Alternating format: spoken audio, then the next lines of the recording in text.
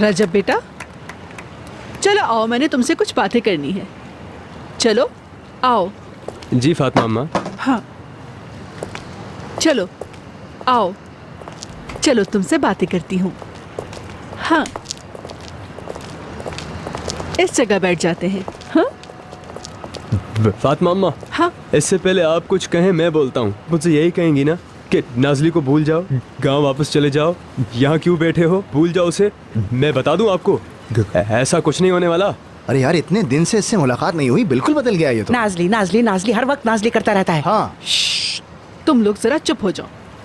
रजब मेरे बेटे, तुम जब से यहाँ आए हो परेशान हो गए हो ना मेरे बच्चे। अगर अपना ख्याल नहीं रखोगे तो मुझे और नाज़ली को भी दुख होगा।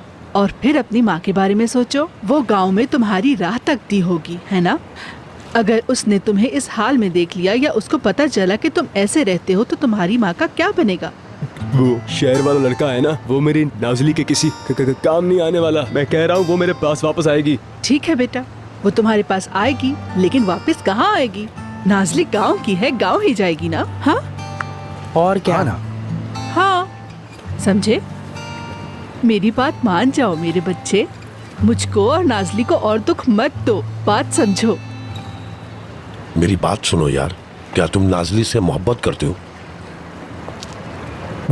बहुत मोहब्बत करता हूँ मैं।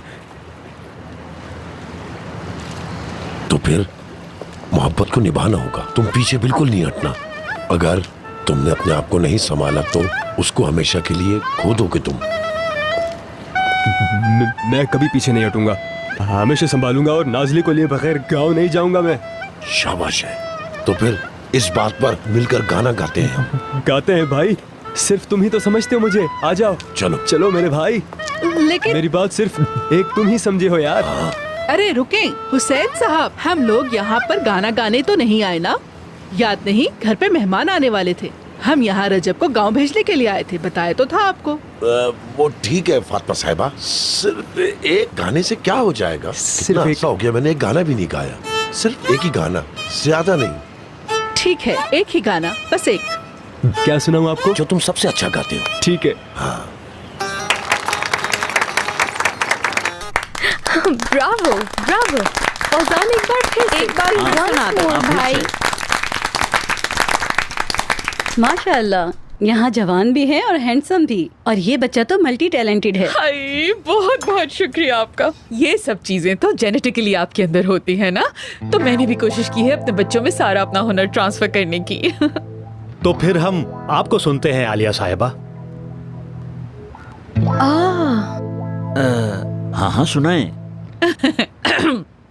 ये कैसे शहर में हुआ आया, पता तो यही था हमें बताया, जहाँ पे हर कोई है। क्या हुआ बेटा तुमको ज़ैनब?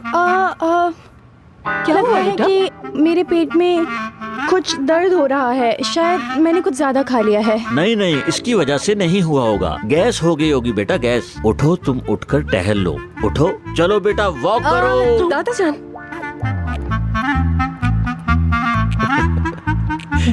दादाजान, ज़ैनब जानती है कि वो किस तरह से बेहतर महसूस करेगी। और हमने क्या बात की थी आपस में?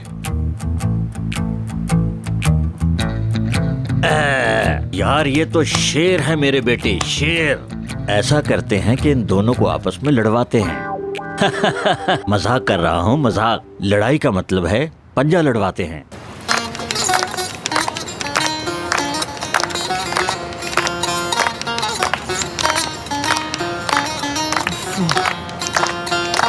अरे हुसैन साहब, हाँ? ये बता दे और कितने गाने सुनेंगे आप?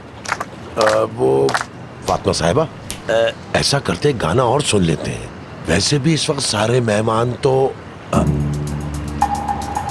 वैसे भी इस वक्त सारे मेहमान तो क्या? क्या? कुछ भी नहीं। क्या? मैं तो कुछ भी नहीं कह रहा था। मेहमान वाली बात क्या कर रहे थे, वो बात पूरी करो।